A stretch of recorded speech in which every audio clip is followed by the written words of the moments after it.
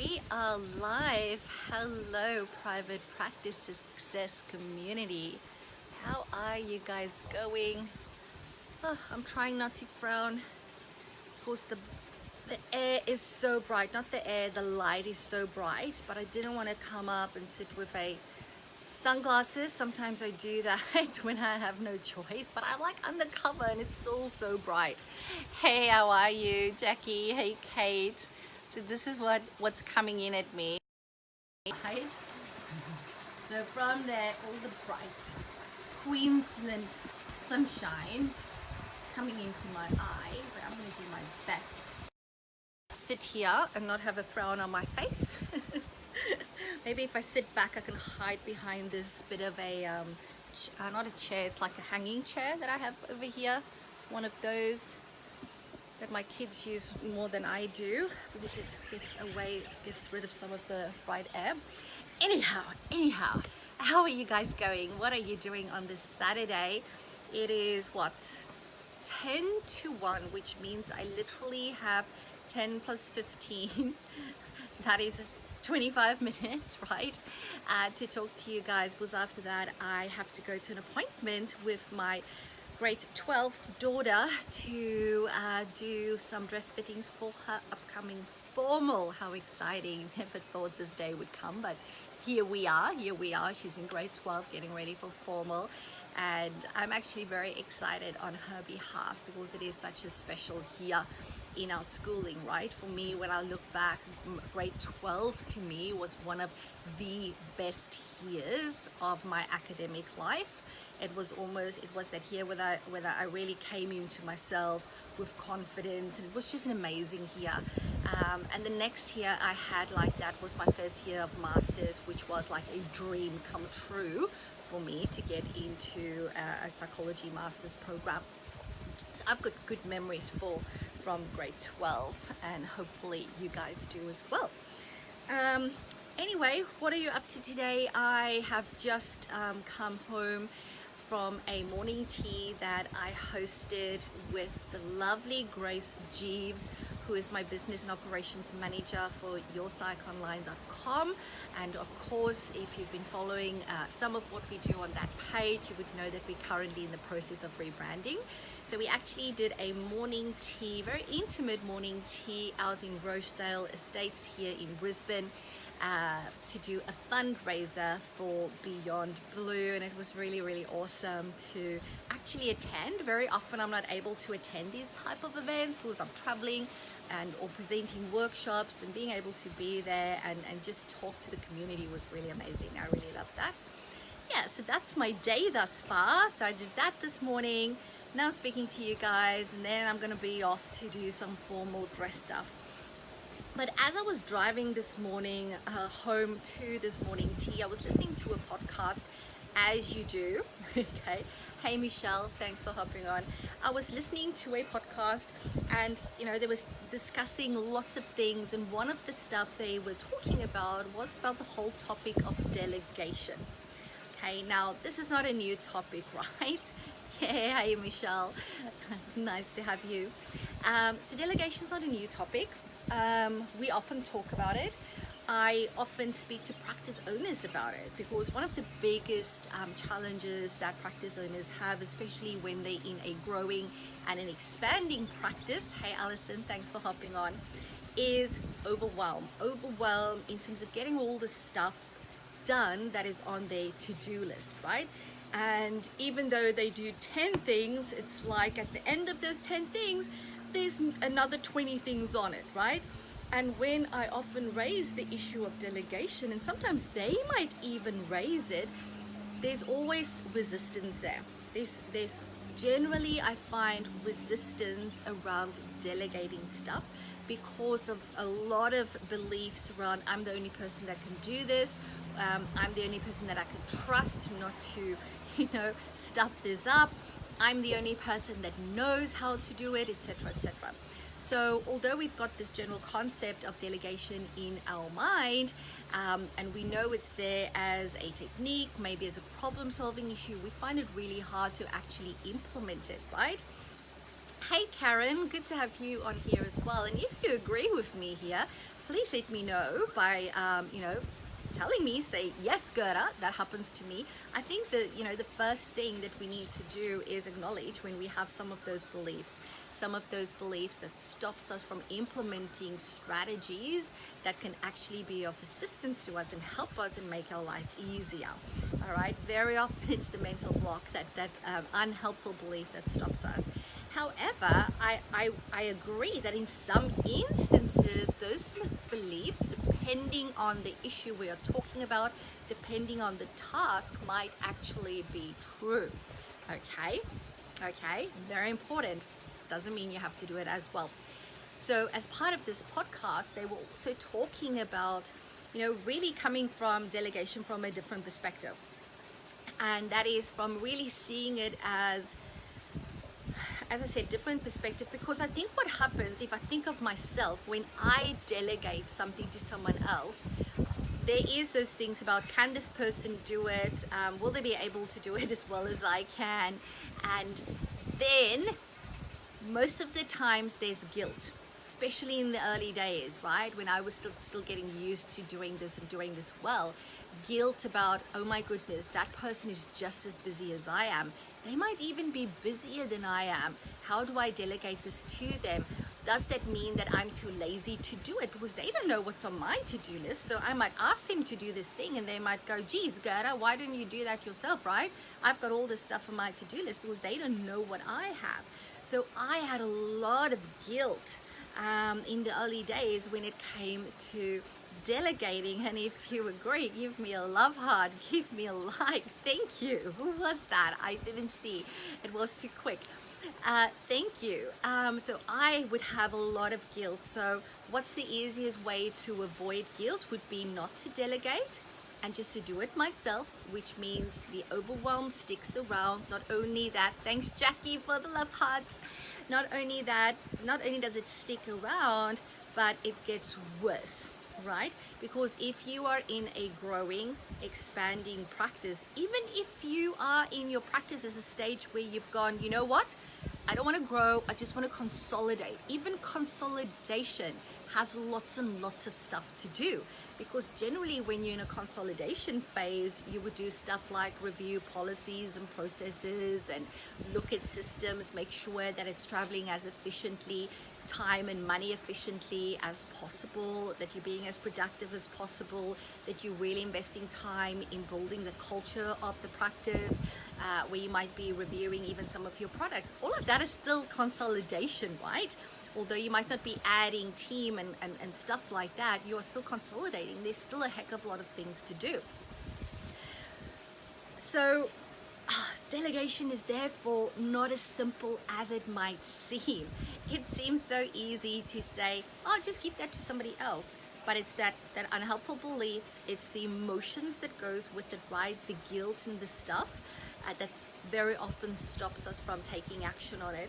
And I think a really great way to really start looking at this differently is, of course, acknowledging all of this stuff, right? The beliefs and the way it makes you feel.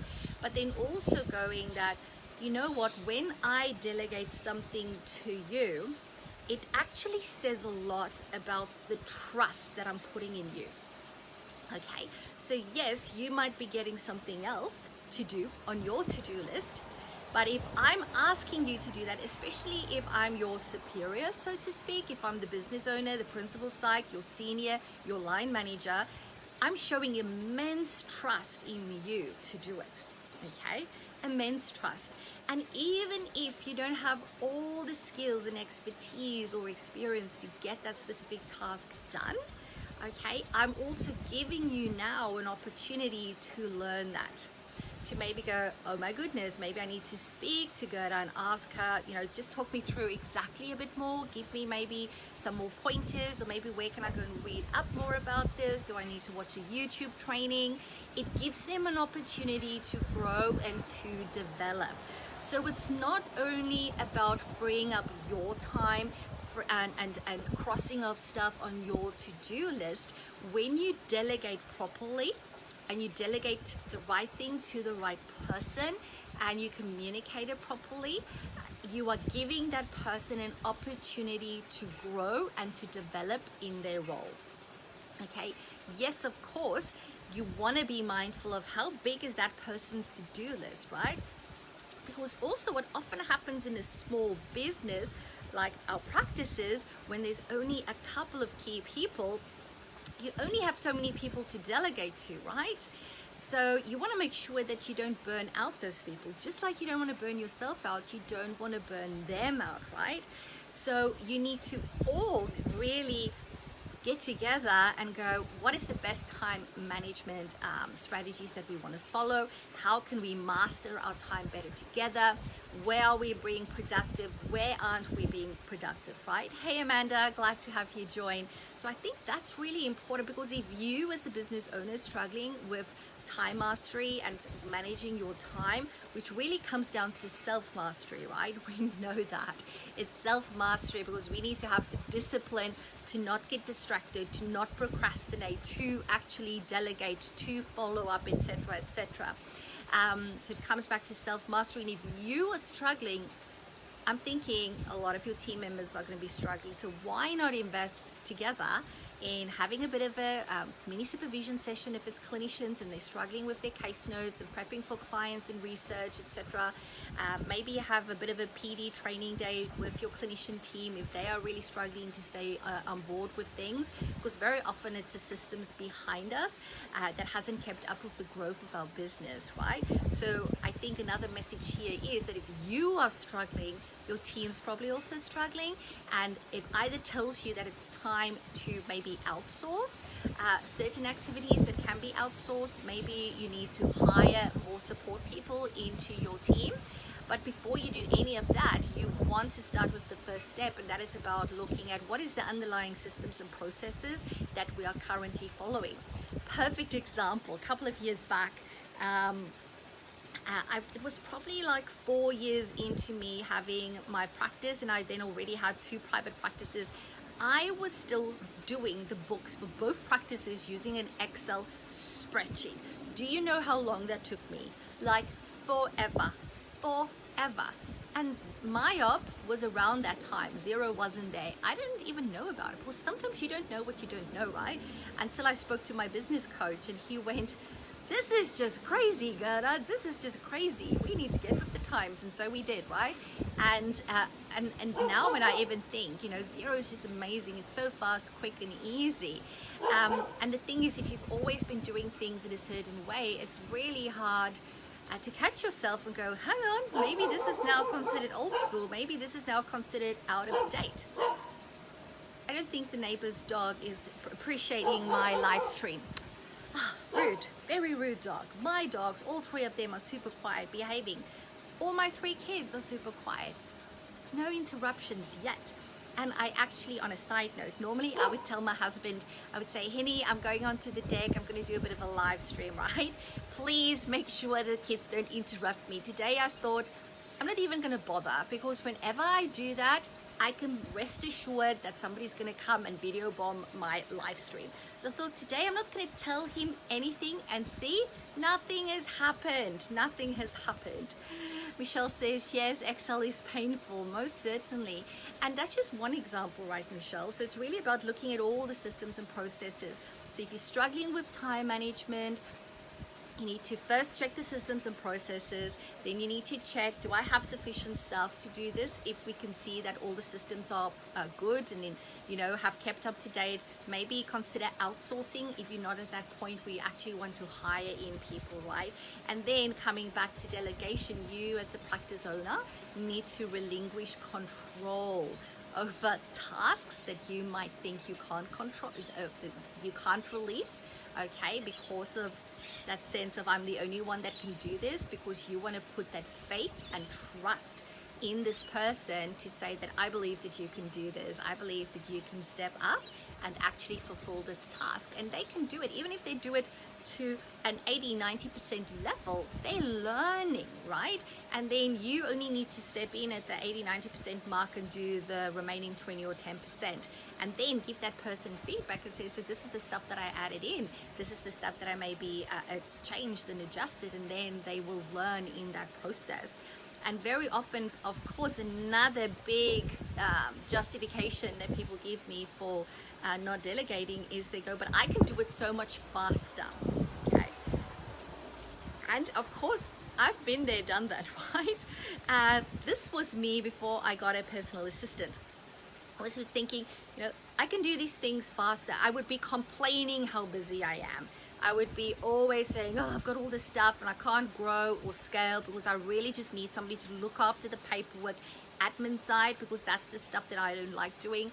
I like the coming up with new ideas, training programs, launching it, selling it, delivering it, seeing people go, oh my goodness, this was so amazing, hearing the results, seeing the outcomes. That's the stuff that fuels my soul. I don't like setting up payment links, doing all the receipts and booking the venues and stuff like that. I just don't like that. And then I got my personal assistant, and at the start, I really had to go, you know what, I'm gonna have to do everything with her myself anyway to teach her. So yes, that might take a bit longer, but you know what, 12, almost 18 months in now, it's the best decision I could have made. That time that I invested teaching her, the best thing I could have done.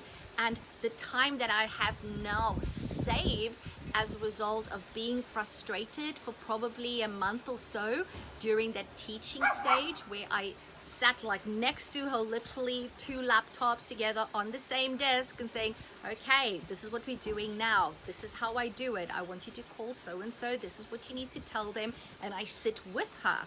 Okay, it was very, very hands-on training. Because I am such a recovering control freak, because I am such a recovering perfectionist, right? And we still make lots of mistakes, don't get me wrong, it just happens. But that's what I did, and it was worth it. I've already, in terms of return on my time investment, gotten so much better, much more time back as a result of going, I know I can do this so much faster, but do I want to be the one to do this for the next 6 to 12 months? Hell no. So let's invest this time right now and then get that return. You need to have a bit of patience in order to get faster results at the end of that. So I hope that was helpful. Now, coming back to this whole topic of delegation, hey Robin, thanks for hopping on. You'll have to re-listen to the whole first part of what I've just shared, all about delegation and all the unhelpful beliefs around it, and how to deal with that. Now, delegation is so important that when people come and attend my Get It Done retreat, which is happening of course in June, and we've got one in October, that's a very important part of what we look at as well. So this year, what we are doing, because each Get It Done is a bit different, right? Bit same, there's same, and then there's completely different stuff that we do, because I don't like to get bored. I also grow as a person, so whenever I've learned new things, I of course change things up. And I normally ask people to come with the 3 main things that they want to get done, which is always an interesting exercise, because I'm very clear, send me your 3 main things. And I once got a list of 30 things from one person, and it's like they just couldn't decide. And that just gives me an indication of what the overwhelm is like for this person, right? Because if you cannot decide what is your 3 main priorities, it just tells me that you cannot see the forest for the trees, right? And you've become completely entangled and lost in this thing that's called your to-do list. Okay, just watching the time, I've got 6 minutes. And I can just imagine how overwhelming that must be. But that tells me so much. So I still let them come with its list of 3 or a list of 30. But even if people do have a list of 3, what we do is we actually start to break that down. Because very often one thing on your to-do list is multiple things. And we then break it down into 4 quadrants of how we want to deal with it. Because the thing is, yes, it feels good to just jump in and start implementing and getting stuff done, but you need to have a plan. I'm sure there's some more other saying, who was it? Some more other American person that said that if you need to chop off a tree, spend the first 8 hours sharpening the saw. Okay, now we're not going to spend 8 hours sharpening the saw, We're going to probably spend 15-20 minutes sharpening our saw at Get It Done, but it's so important, and you need to do this for yourself. If you rock up on a Monday at the practice and it's a new week, you need to spend some time sharpening the saw, going, okay, what is the stuff on the to-do list? Where does it fall? Is it important? Is it urgent? Can I delegate it? You know, all of those things, and then go, okay, based on what I'm seeing right here, what do I need to do? Who do I need to give this to? You need to have a plan of action, because when you have an plan of action, guess what? You have an immense sense of control when that happens. And control is an amazing antidote to overwhelm. So you owe it to yourself not to just jump into action, because again, that's just part of the entanglement. It's like, you know, you just go, okay, I'm just gonna go down here without knowing even where you're going to, why you're choosing that route, right? It's like, that's just crazy. Yes, it might feel like you're doing stuff, but no use doing stuff that's not gonna make a difference, right? Very, very important.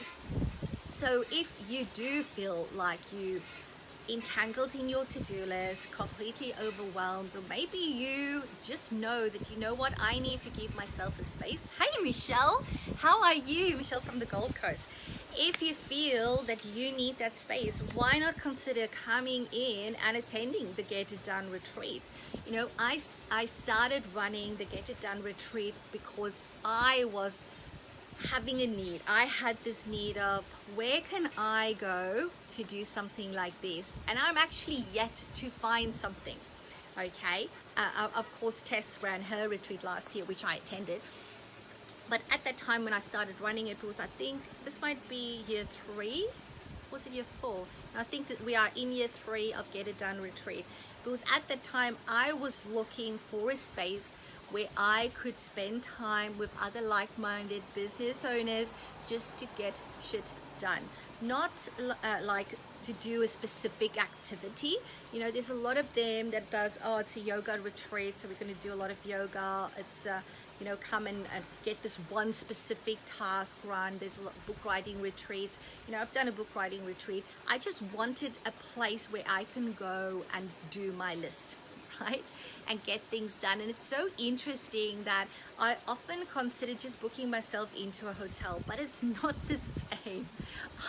It's not the same. I want to have time and space, but I also want to have connection. I want to talk to other people, right? And I just thought, well, if there's no such thing exists, then I need to arrange one for my people, because if I have this need, my community will have this need, and this is where Get It Done comes into. And it's for practice owners that are really completely overwhelmed, that want to get stuff done. But it's also for practice owners that are really proactive and that's going, you know what, things are running really, really well, but I still need to give myself time. Because when you step into the Get It Done space, amazing things start to happen. Because you're out of the practice space, you're out of your home environment, you start to, you know, talk to other people. We have hot seat sessions that we run. Interesting enough, was it last year or the year before? I think it might have been June last year.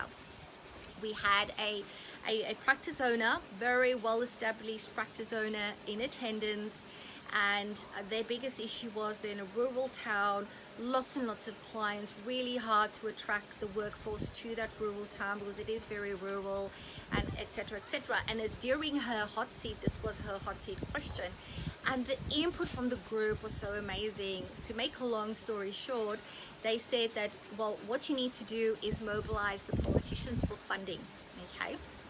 For funding, whether that is for relocation allowances, for staff, for team, etc.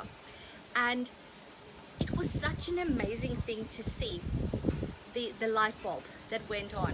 And guess what? Guess what happened? It was like 6 to 9 months later, who I saw in the news with a politician announcing funding for her local area, that person.